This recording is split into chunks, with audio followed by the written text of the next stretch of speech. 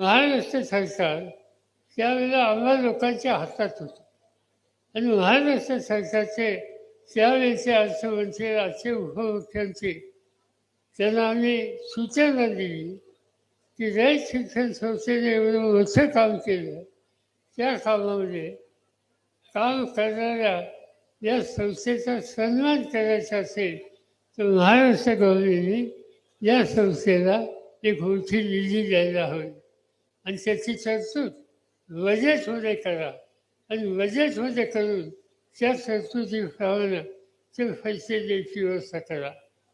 हा माझा सल्ला राज्य सरकारच्या अर्थमंत्री श्रीयुत अजित पवार यांनी मान्य केला आणि बजेटमध्ये 5 कोटीची तरतूद केली आणि त्यापैकी 3 कोटी संस्थेकडे वर्ग केलेले आहेत. आणखी राहिलेले 2 कोटी राज्य सरकारकडून येणं बाकी आहे.